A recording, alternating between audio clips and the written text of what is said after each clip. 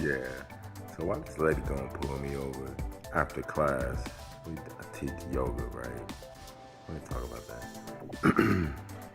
She'll put me over after class talking about I'm like the Samuel L. Jackson of yoga. She talking about something. She was hoping I would give her like down dog mother, like whatever though. That's why I'm here. I want to tell you a little bit about me and why am I teaching yoga? Because sometimes I ask myself that question too, like, why am I teaching yoga? Why? How did that happen? And here's what happened. Back in about 2004, make this a short story. Little girl was sitting at her kitchen table, eating breakfast, 7 a.m. on the way to school, getting prepared to go to school in the 7 o'clock hour, and a bullet came through the window, and she never went to school that day or ever again in this life. And at least not in that form. And anyway, I remember I actually knew the shit was over the news. I knew her mom and her brothers. I just saw her mom at the 69th Street bus station 4 days prior to this. Hadn't seen her mom in a long time. I saw her mom. She called me. I'm like, hey, what up? I give her a hug. Like, how everybody doing? Should I get everybody good? So we good. It was great to see you. Peace. 4 days later, here we go.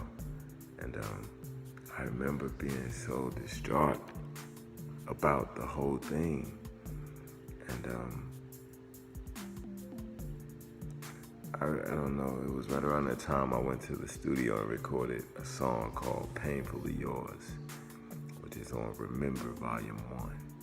So I felt the way that day though. The day it happened, it was all over the news, it was all over everything, everybody talking about it.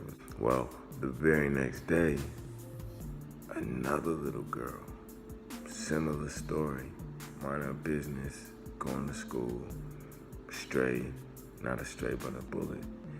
And this one I saw on the newspaper. Get my newspaper at my doorstep, get my newspaper in the house. The cover is the woman. The cover is two women.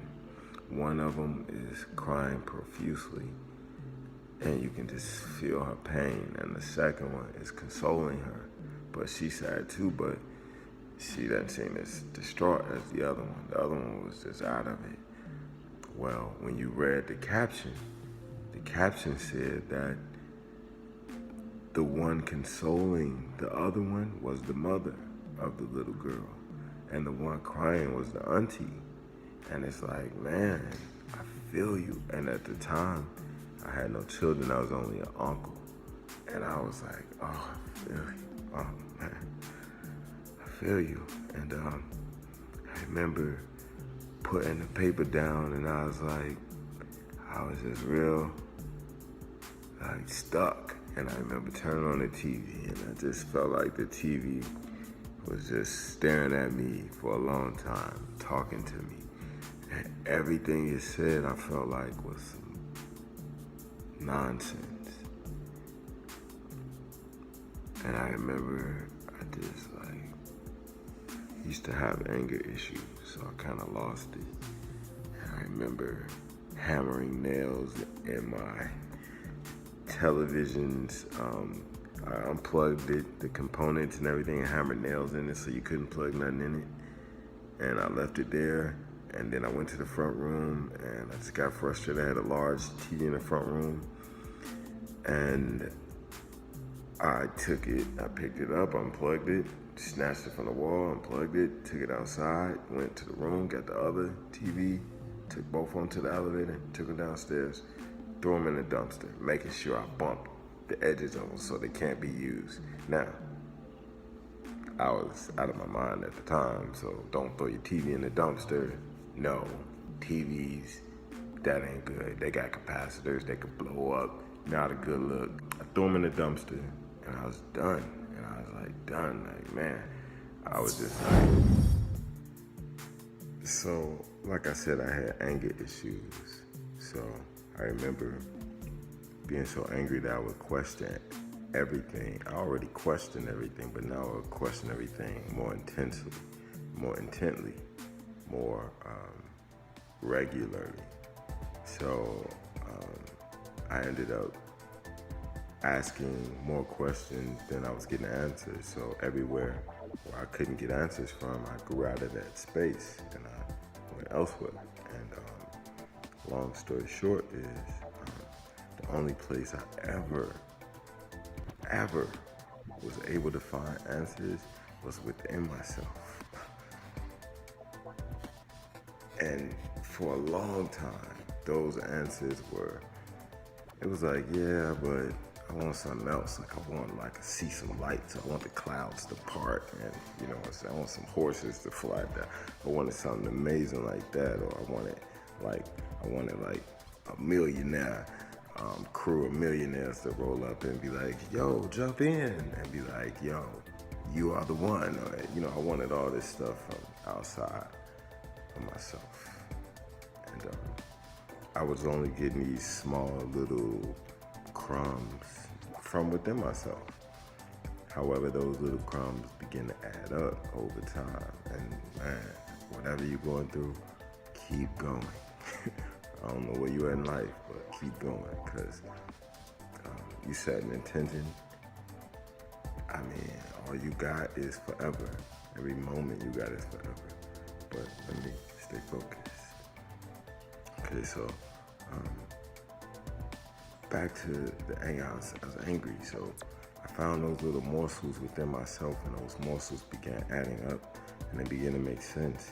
And they began to make more sense than everything from outside of myself that I was told and taught and instructed to do, and etc. And it was like finally those morsels became boulders within myself, like, you know, solid foundational stances that just, it was obvious they weren't gonna move. And it was me, the spirit that I am, I had to accept it too. Like, well, I don't know what you want me to do.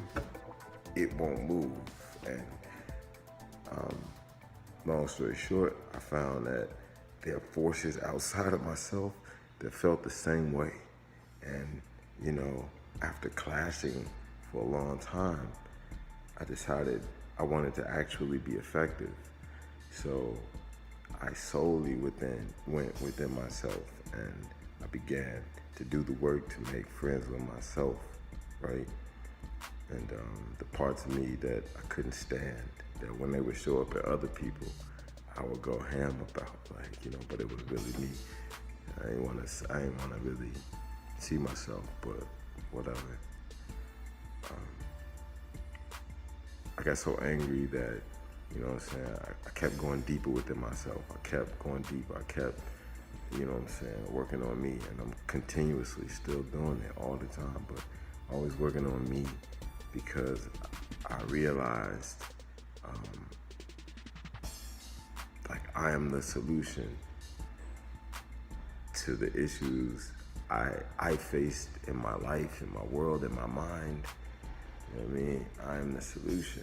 And I remember around back in the day when the Matrix came out, and I saw the Matrix, and they made it crystal clear for me, like, oh, okay, go within or go without. It's not that we're in the world, it's that the world is in us. And we have to get in us too and stop being as mesmerized by what we have created. This external, extravagant, magnificent, beautiful, wonderful experience that I'm grateful for, but, you know, I know where the source is. And long story short, I kept going within myself and finding more and more of myself, and figuring out that I'm the solution to all these issues. And a lot of us don't realize that that is the same for all of us, which is that we are the solutions to our issues. Bear in mind, we are also the creators of our issues, and it's hard to accept at times, but we are not simply bodies, we are more. So on some level, some divine level, call it what you will, on the spiritual, esoteric, not another dimensional level, we are creating this experience. We are the empty space that is forming the matter. You know what I mean? We are the matter as well. And so I kept going within, and I'm gonna continue to go within. And when I go within and find these jewels within myself, I know they're like, yo, y'all gotta go within, because we got some jewels in us that I didn't learn about in grammar school, high school, college, military, corporate world, the club, the church. Nobody said it. Nobody told me. They told me the same way, you know what I mean? Da Vinci told me. It's like, come on, man, just tell me straight up. Don't be giving me no codes, beating around the bush. What are you saying? What? Yeah. All right, so anyway. But I felt a huge weight of something that lifted off of me. Like, I'm good. Like the next day, I didn't look at my paper. I definitely didn't have a TV, so I didn't watch any news. I didn't see any more toxic stuff. And it's been well over 10 years. I still don't watch the news. I still feel it, though. I mean, I feel it differently, but a lot of us, myself included, are energetic beings, and we're very in tune with other people, so we feel their pain. And I know for myself, the reason why I do the work I do, which is in an effort to help us to heal, because we are just one. And I've lost friends and family to things that I've seen cured with some of the modalities I use today. I didn't know back then what I know today. If I did, Lord knows I would do everything I could to keep my people here, but life does what it does. And, we are life, so we can decide. We have consciousness. So I've decided to use my energy towards, being of service. I've done a lot in my life. I've lived a lot of lives. I've worked in technology for years. I've worked in music. I've done a lot of different things. I've traveled. I've spent time in the military. I've done a lot of things in my life, and I want to give. I'm a Virgo. Virgos, we love to serve. I love to serve. You know what I mean? What other role is more fitting for a king than to serve? So I'm here to serve. I am a Reiki practitioner.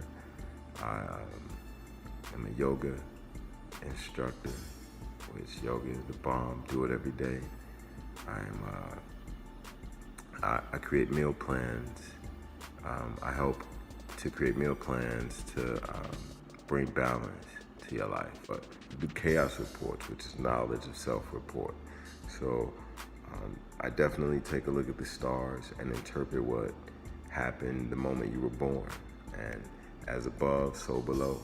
So take a look at the stars, tell you a little bit about yourself, things you'll already know, but can also give you insight to how you can configure yourself to manifest or will manifest whatever it is you prefer.